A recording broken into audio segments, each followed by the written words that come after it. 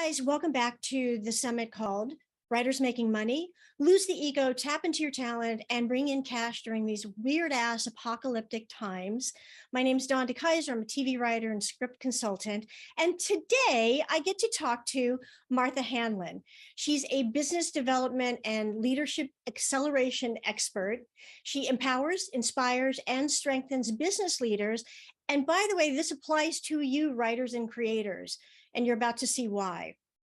After leaving corporate America, Martha founded 3 marketing companies and has worked with over 5,000 companies from Fortune 100 to VC-backed startups to small business owners to build their brands and make more money.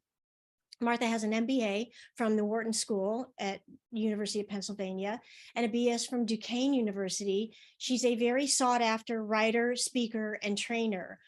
Also, she's the primary author of Money Making Marketing, the #1 Amazon marketing bestseller called Customers Are the Answer to Everything, and the 6-time #1 Amazon international bestseller, Customertopia. Thank you so much for being here, Martha. Hello. Hello, Dawn. And not to tack on to that resume, and I always, when people read it, I'm like, who is that person? But not to tack on to that, we just also experienced our 2nd international bestseller with our book, Rise Up Leaders. So 3 books, 3 bestsellers, 2 international. Yay! Yay, that's amazing. I just ordered Rise Up Leader. So it didn't get here before this interview, but plenty of follow-up on that. Absolutely. So you have a vast and a wide breadth of knowledge and experience. And I just want to jump in to sort of not a woo-woo question, but if you could give one piece of advice to someone who thinks that they're bad with money, what would that be? Sure. And that one's super easy. If you think you're bad with money, you will be bad with money, because what we think is what we do. And I know that our brains have a way of tricking us, that if we went the whole way down to, I'm really good with money, your brain has that little evil voice in it that would say, no, you're not. So the way I like to turn the phrase is, I'm on my way to. I'm on my way to being good with money. I'm on my way to making more money. Because as long as you think you're bad with it, you will be. Right. And Martha came to me through Laurel Langmeyer and her company. And she and I have been working on coaching and money, and it's been just revelatory. And so, Martha, I want to ask you, what type of issues are you best at coaching people through? I think that there's a couple of my specialties. I work with folks to help them grow their businesses, business development. Mm-hmm. So most of them are in business already, and perhaps they've hit a roadblock, and they can't figure out where to go from here. Mm-hmm. The most of the businesses I work with are service-oriented businesses, so writers are right up my alley. And frankly, I do a lot of writing myself, some of which I get paid for, some of which are just doodlings on stacks of paper while I'm on an airplane. Yeah. So business development, mostly for services businesses, and then leadership acceleration, again, for those same business owners, because it's time to not just be an owner, but to be the leader, and there are differences there. Yeah. And then lastly, I do a lot of work through Laurel, but also on my own, to help people figure out how the heck to make money. Simple as that. Right? How do I make money? Well, what are the constants that you see in those areas when you're coaching people? I think some of the constants are things like, I don't believe in myself. I don't believe I can make money. I think that's one of the first big hurdles, especially if you think you're not, to take your first question, if you think you're not good with money, then oftentimes you don't realize how I can make money. And so I think, or that I don't deserve money, or this is one of my all-time favorites. If only they would just call me. But this just doesn't work that way. Our responsibility is to reach out to others. And the way that I like to phrase it, Dawn, is this way. Each of the folks who are listening to this broadcast has a superpower. And since we're talking to writers, you are magnificent at writing plays, scripts, TV programs, movies, white papers, blogs, whatever the case may be, website copy, whatever it is that you're writing, you are magnificent at it.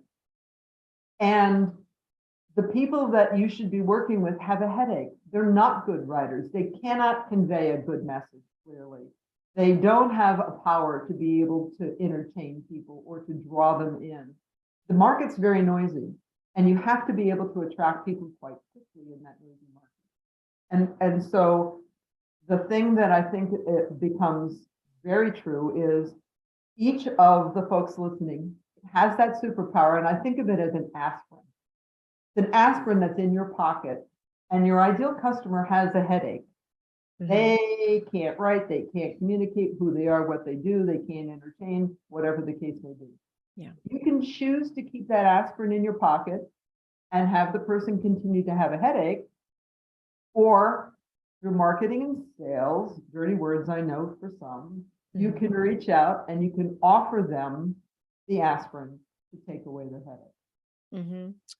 That's really great. And the marketing and advertising, that is something that my people, we have shied away from, because, you know, a lot of writers and creators are very internal or introverted, but it's essential. And, you know, many of us are getting that. And when you're talking about all of the things that writers can do, like copywriting and white papers and all this, where do you see writers getting stuck in building their own businesses? We are sort of guns for hire, but we are our own business. Where do you see us getting stuck in that? Well, again, I think the first place people get stuck is they'll just come to me. Well, it doesn't work that way. And so then we sit in our homes, and I can guarantee you that no one's going to come home to your house and ring the doorbell and say, I want to work with you. So for those of you who think you're introverts, I want to be really clear on what an introvert is. An introvert is someone who asks really good questions and listens to the answers. An introvert isn't someone who gets to hide in their home. It's not, an introvert isn't someone who gets to say, ooh, I'm shy and I can't talk to anybody. An introvert is someone who is a really good listener and asks great questions. That's who you are. So go talk to people, ask great questions, and listen, because you will have no business if you're not offering your services to someone. I think that is one of the biggest hangups that I have an excuse in my mind as to why I don't go out and work. That's probably the biggest one that I run into. I think the second one is we get stuck in what we can run. We get stuck in terms of, well, I only write blogs, therefore I couldn't write website copy. It's different. The two products are different. They have different objectives, but that doesn't mean you can't learn one with the other. We get stuck in, well, gee, I write for TV, so I couldn't write for the movie. Really? What's the difference between the two? And what is it that you think you have to learn in order to go to the next type of venue? There aren't a lot of great writers in this world. There just aren't.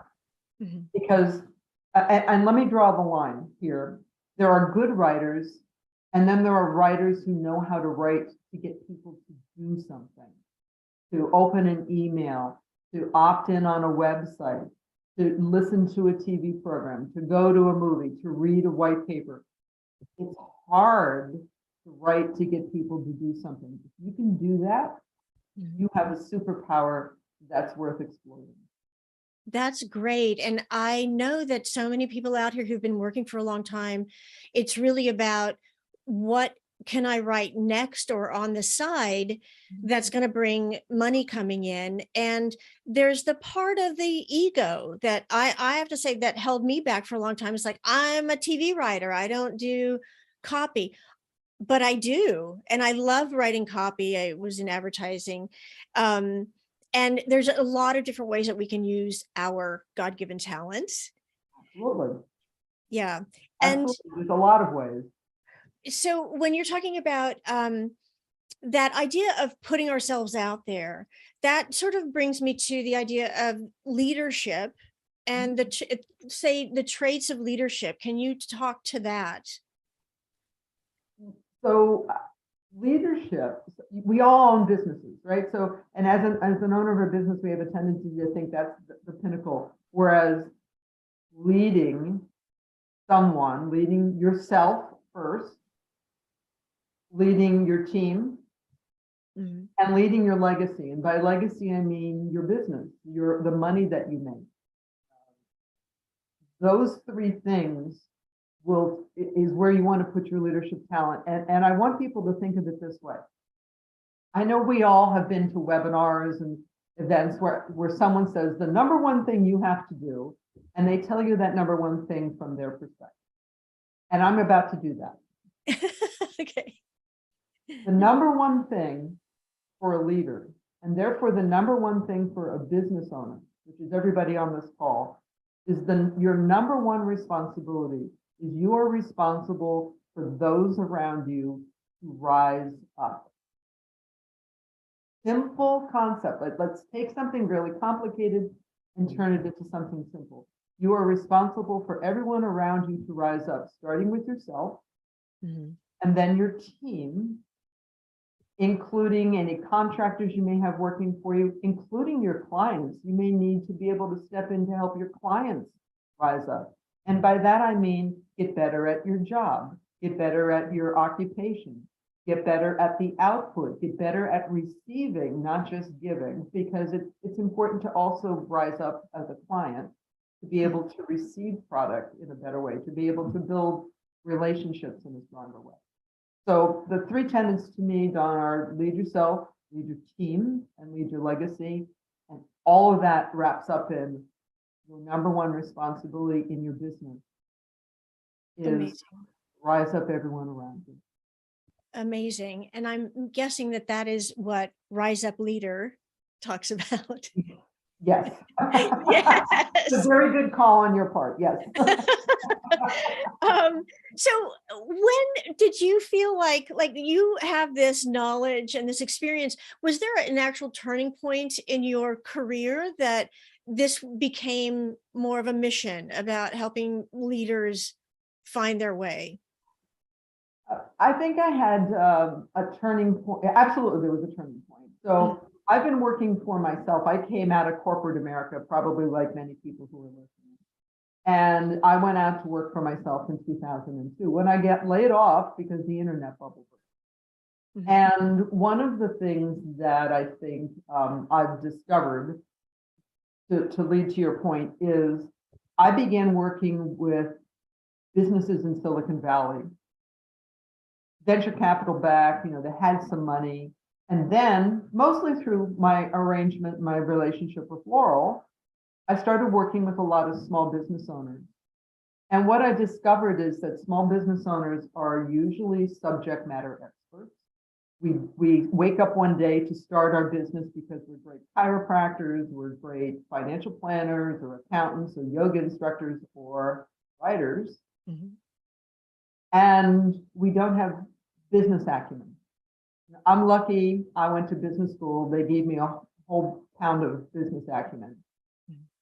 I think most of the businesses that I work with don't have that because they're subject matter experts.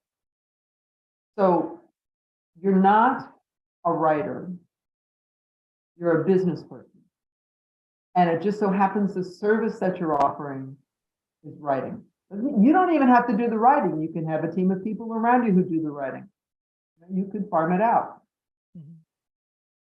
You're not a writer, you're a business owner. And I think as soon as people start to wrap their head around that and get the expertise they need, which means being able to market, being able to sell, being able to understand, you don't have to gather your financial information, but to understand what your financial sheets are telling you, because they'll guide you in making decisions.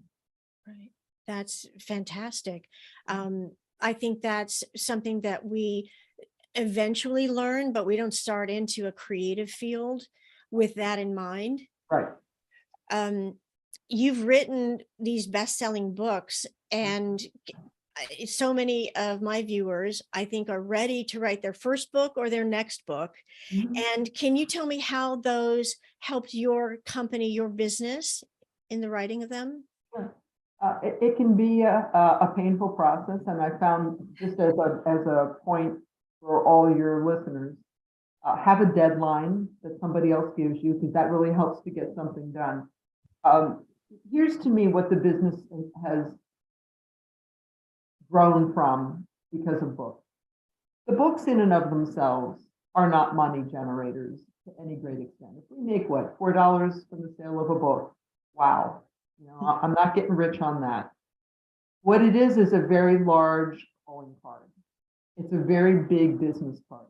It enables me, first of all, what it does is it immediately elevates my credibility. People go, oh, you wrote a book. Oh, you wrote 3 books. Oh, they were bestsellers. And even if they never cracked the back of the spine, the perception in their mind of me has elevated. So that's one thing. It helps to separate me in a crowd of a lot of people. The second thing it does is it enables me to be on programs like this one. Mm-hmm. It enables me to be in radio interviews or TV interviews, or to go speak at events, not necessarily to get paid, but to be able to offer my services or sell the books or whatever the case may be. So it elevates, it showcases what I do, and it enables me to go to places I couldn't go any other way. Every day, if you think about it, it's every day between TV programs and radio programs, there are thousands and thousands of interview slots that have to be filled. And they got to do it again tomorrow, and they have to do it the day after that. Where do all those players come from? A lot of them come from people who have written books. Yes, excellent. That's great. And speaking of Rise Up Leader, I do want to thank you so much, Martha. I'm keeping these short, but you have packed such great information into this. And the part of Rise Up Leader about building a legacy, I just want to sort of pivot into talking about the generational wealth conference that's coming up with Laurel Langmeyer and her team. Again, how I know you. And the Gen W is this conference that is going to help people create, sustain, and protect their family's wealth for generations to come. And it's like basic things they're going to cover, like staying out of probate or creating a vision for your family. And it's also one of the only events that looks at your finances from a 360 point of view. So there's going to be a lot of great speakers there. When I joined this summer, one of the benefits that I got was to meet Martha Hanlon. And our coaching sessions have been so beneficial, because what you have been able to do is to help me get out of overwhelm, which is when you are in a business that is very thought-provoking. Hang on, my cat's yelling at me. Your cat's my dog. Yeah, the dog is pretty quiet. What Martha has been able to do is to help get me out of overwhelm and to break things down into bite-sized chunks. And that is in dealing with my business and my money. And this is just one of the things that I've gotten out of the generational wealth and the integrated wealth systems that I've been a part of. So I want to thank you so much for being so laser focused and so knowledgeable. Everything that you said resonates with writers who are, if you start thinking about it as being a business owner, that helps. That's a game changer. So is there any other advice you can give us creatives who are making our way out there? So 2 things. So I want to play a little bit off of what you just said, and that is generational wealth. I work with, this is particularly something that women do, but guys do it too. I'm going to make money and leave it to my kids. No, you make money, enjoy your life, spend it every way you want, and teach your kids how to make money. That's the big gift that you will give your kids. Right. Teach them what you're learning, please. And then secondly, what I would say to everyone is that as creatives, you have this beautiful, gorgeous, inspiring right brain. And it brought its cousin, its twin sister, the left brain with you. You've got a left brain also. Right. Are you using it? Because it's not painful. I mean, I'm predominantly left brain, but I know how to engage my right brain. Right. So all you right brain people out there, but I think my last piece of insight for you is you have a twin. You may not be using it a lot. It's called your left brain, and it will help you to build your business. It will help you to learn how to market, feel comfortable, even as an introvert, to sell, to make money, to stand in your superpower. And did I say make money? Go make some more. Yes. That's wonderful. That's so wonderful. And I want to thank you so much for giving me your time and giving all of us your time and expertise. And this has been wildly helpful. My great pleasure. Dawn, thank you so much for inviting me. It's lovely to see you in person for a change. Yes, yes. And yes. bite-sized pieces the next time we're talking.